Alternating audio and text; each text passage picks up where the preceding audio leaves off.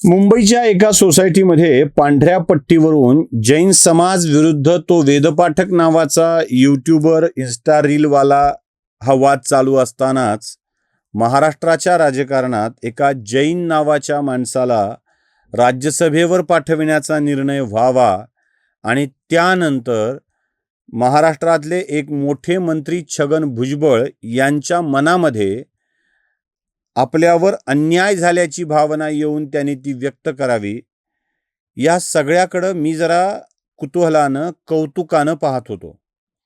माझ्या मनात प्रश्न आला, भुजबळांच्या वरती किती मोठा हा अन्याय. बघा कसा आहे अन्याय.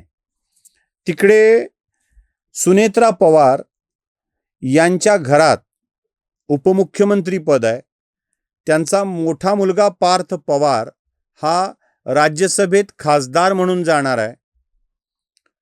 शरद पवार राज्यसभेत खासदार आहेत. सुप्रिया सुळे पवार या लोकसभेत खासदार आहेत. त्यानंतर रोहित राजेंद्र पवार विधानसभेत आमदार आहेत. म्हणजे सुनेत्राई विधानसभेतच आहेत. एका घरात एवढी पद आहेत, काय हरकत आहे मग भुजबळांच्या घरात आणखी एखादं पद द्यायला? अन्यायच की तो. बरं, तटकरे स्वतः खासदार आहेत. तटकरेंची लेक मंत्री आहे. तटकरेंचा मुलगा आता आमदार झालाय.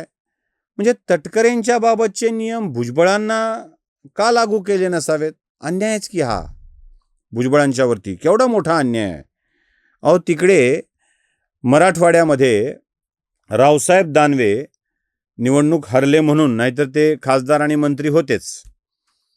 रावसाहेब दानवेंच्या पाठोपाठ त्यांचा मुलगा भोकरदन विधानसभा मतदारसंघातून आमदार आहे. आणि हे कमी म्हणून की काय, रावसाहेब दानवेंच्या कन्या संजना दानवे जाधव या कन्नड या संभाजीनगरच्या विधानसभा मतदारसंघातून आमदार आहेत. 2-2 लेकरं आमदार असताना जिल्हा बँकेवर आपल्या पोरीचा फॉर्म कटला, याचं दुःख दानवेंना आहेच आहे. म्हणजे 2 आमदार, एक माजी खासदार, एवढी सगळी पदं घरात असताना जिल्हा बँकेचं पद हुकलं, याचे दुःख दानवेंच्या मनात असेल तर बिचाऱ्या भुजबळांच्या मनातलं दुःख खरंच आहे की भुजबळांवरती हा अन्यायच आहे की. अशी किती नावं सांगावीत. विखेंच्या घरात अशीच पदांची यादी आहे. अहो, आपले ठाकरे, बाप मुख्यमंत्री, मुलगा मंत्री, पहिले आजा, मुलगा, नातू, सगळेच पक्षाचे प्रमुख होणार. हा एक मोठा त्यांच्याकडचा प्रवाह आहेच की. मग भुजबळांच्यावर बिचाऱ्यांवर अन्याय का? बरं, भुजबळांना हे जमलं नाही असं आहे का? नाही, जमलंय. आधी बरेच प्रयोग करून झालेत भुजबळांच्या आयुष्यामध्ये.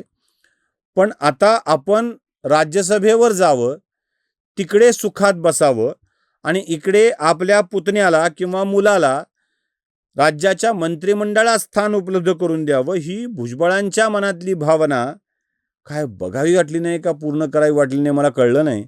पण भुजबळांच्या वरती हा अन्यायच आहे की. बिचाऱ्यांना ही संधी द्यायला हवी होती.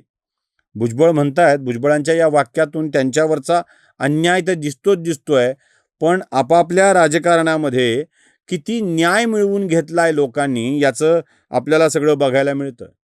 अहो, ते शिवसेनेतले अब्दुल सत्तार आपल्या पोराला कुठल्या तरी पदावर बसवण्यासाठी इतके व्याकुळ झालेत की काहीही करून आपल्या पोराला बसवायचंच आहे.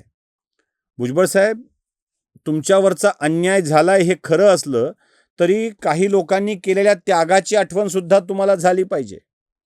म्हणजे मला मान्य आहे की सत्तार एवढं करतात, दानवे एवढं करतात, सुनेत्रा पवार एवढं करतात, तटकरे एवढं करतात, प्रत्येकाला कुणाला संधी मिळते. शरद पवार तर आपल्या नशीब अजून एखादं पद नाही तर मग युगेंद्र पवारलाही एखादं पद शरद पवार देऊ शकले असते. आता ते पवारांच्या हातात उरलेलं नाही आहे, त्यामुळे सोडून द्या. पण भुजबळ साहेब, सुनेत्रा पवारांचा त्याग किती मोठा आहे बघा ना तुम्ही.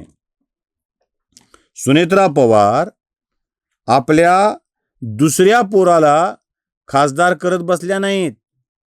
नाही केलं त्यांनी, सोडलं ते पद.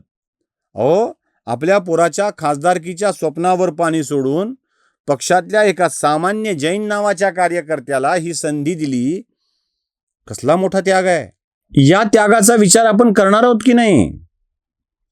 एवढे मोठमोठे त्याग आपले नेते करत असतील, म्हणजे खरं तर त्यांच्या जय नावाच्या मुलाला एकदा जयश्री मिळवून देऊन राज्यसभेत नेऊन बसवलं असतं, कुणीही करू शकलं असतं हे. आणि सुनेत्रा पवारांच्या सारखा पक्षावर मजबूत पकड असलेला आणि त्याचा आरामात करू शकला असता. पण त्याग केला त्यांनी. नणंद, लेकरू, सासरा, पुतण्या एवढे सगळे असताना सुद्धा त्यांनी आपल्या पोराला, स्वतःच्या मुलाला राज्यसभेत नेऊन बसवलं नाही.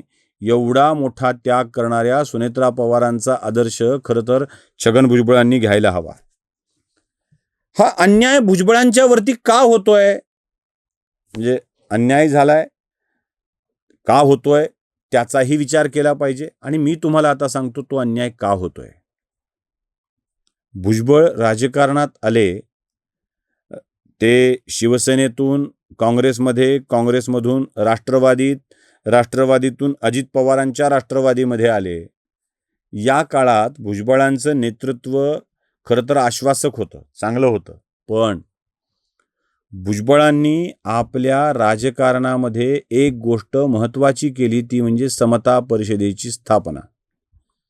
आणि ज्या दिवशी समता परिषदेची स्थापना झाली त्या दिवशीपासून भुजबळांच्या राजकारणाला मर्यादित करण्याचे प्रकार सुरू झाले. कारण आपलं स्वतंत्र पॅरलल समांतर संघटन भुजबळ उभे करू लागले. आणि हे समांतर संघटन कोणत्याही राजकीय पक्षासाठी त्रासदायक ठरलं असतं. राजकीय पक्षात राहून असं समांतर संघटन चालवल्याने भुजबळांचं नेतृत्व इस्टॅब्लिश होऊ शकलं नाही.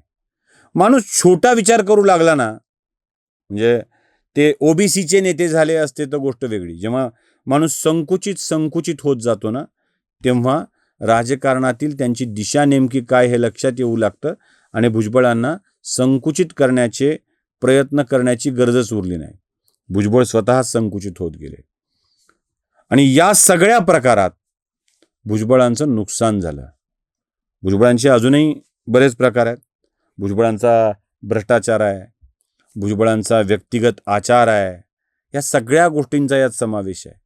भुजबळ साहेब, तुमच्या पोराला मंत्री किंवा पुतण्याला मंत्री न होऊ देण्यामागे कोणती राजकीय पक्षाची ताकद नाही, तर तुमच्याच पक्षात तुमच्या हातून जे घडलंय त्याचं हे कारण आहे तुमचं नेतृत्व सीमित करण्याचं.